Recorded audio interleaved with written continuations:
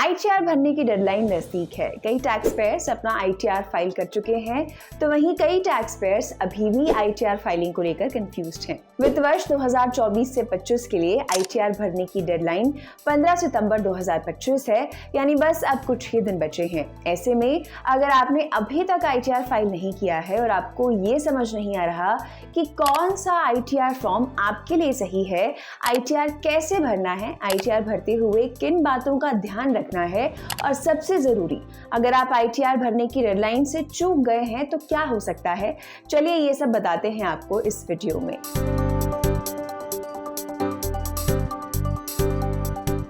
आपको बता दें कि देश में कुल 7 तरह के आईटीआर फॉर्म्स हैं। इनकी संख्या आईटीआर 1 से लेकर आईटीआर 7 तक होती है। इन फॉर्म्स को अलग अलग आय और इनकम सोर्सेज वाले लोगों के हिसाब से तैयार किया गया है। ITR 1 income tax return form उन लोगों के लिए है जिनकी नौकरी या पेंशन से सालाना आमदनी 50 लाख रुपए तक है। आईटीआर 2 ये फॉर्म उन व्यक्तियों और हिंदू अभिभाजित परिवारों यानी एचयूएफ्स के लिए है जिनकी आमदनी बिजनेस या प्रोफेशन से नहीं है लेकिन कैपिटल गेन से है, यानी शेयर प्रॉपर्टी बेचने से जो मुनाफा होता है। आईटीआर 3 ये उन व्यक्तियों और एचयूएफ्स के लिए है जिनकी आमदनी बिजनेस या प्रोफेशन से होती है। आईटीआर 4 ये फॉर्म रेजिडेंट व्यक्ति, एचयूएफ या पार्टनरशिप फॉर्म के लिए है जिनकी आमदनी बिजनेस या प्रोफेशन से हो और जिनकी आय की गणना सेक्शन 44AD, 44ADA और 44AE के तहत होती है। इसमें 44ADA के तहत प्रोफेशनल इनकम,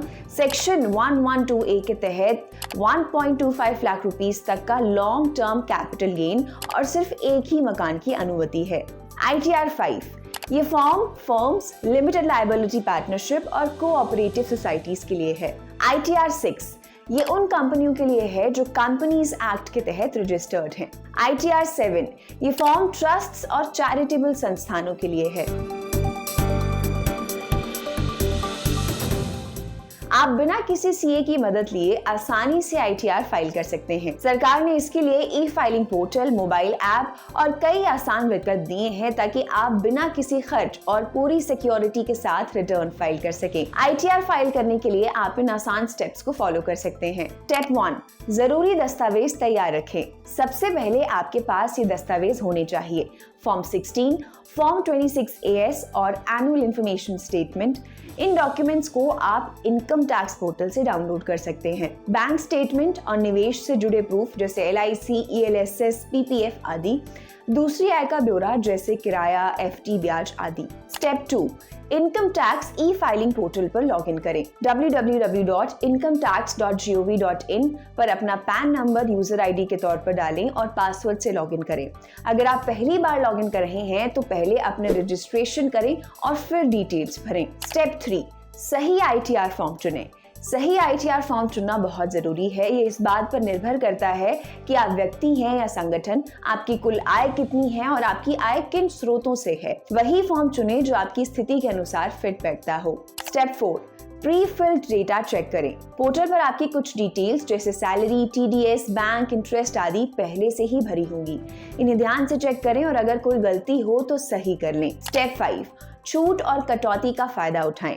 पुराने टैक्स रिजीम में सेक्शन 80C के तहत LIC, PPF, ELSS आदि पर 1.5 लाख रुपीस तक की कटौती मिल सकती है।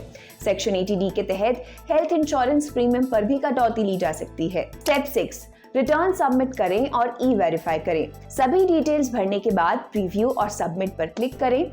सबमिट करने के बाद ई-वेरिफिकेशन करना जरूरी है। ये आप आसानी से आधार, OTP, net banking, demat account और बैंक अकाउंट से कर सकते हैं। आईटीआर भरना भले ही आसान हो लेकिन आखिरी समय में कुछ आम गलतियां अक्सर हो जाती हैं। इनसे बचना जरूरी है, जैसे गलत आईटीआर फॉर्म चुनना। अब तक आप समझ गए होंगे कि सही आईटीआर फॉर्म चुनना बहुत अहम है। अगर आप गलत फॉर्म चुनते हैं, जैसे आईटीआर 2 की जगह आईटीआर 1 भर देते हैं, तो आपको इनकम टैक्स विभाग से नोटिस आ सकता है।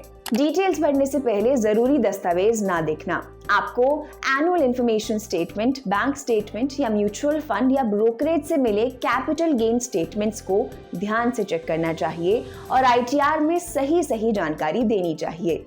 विदेशी संपत्ति ना बताना। कई भारतीय जो विदेश में काम करते हैं वहां बैंक अकाउंट खोलते हैं, लेकिन भारत लौटकर ITR भरते समय अक्सर वो इन्हें बताना भूल जाते हैं।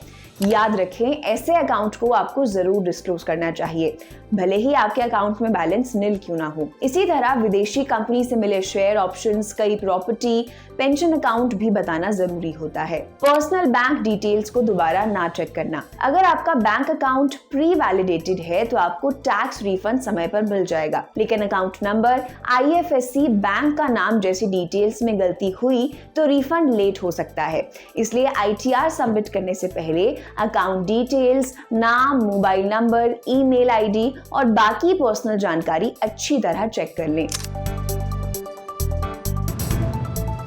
अगर आप तय तारीख तक ITR फाइल करना भूल जाते हैं तो income tax department late filing पर जुर्माना लगा सकता है।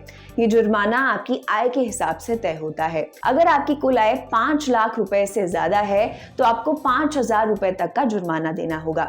अगर आपकी कुल आय 5 लाख रुपए से कम है तो पेनल्टी अधिकतम 1,000 रुपए तक होगी। अगर आपका कोई टैक्स बकाया है और आपने समय पर ITR फाइल नहीं किया तो आपको उस रकम पर हर महीने या महीने के हिस्से पर भी 1% ब्याज देना होगा।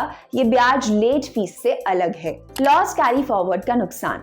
एक और बड़ा नुकसान ये है कि अगर आपने इस साल कोई घाटा जैसे बिजनेस लॉस या कैपिटल लॉस, मान लीजिए स्टॉक मार्केट में नुकसान झेला है, तो उसे आगे के सालों में एडजस्ट नहीं कर पाएंगे।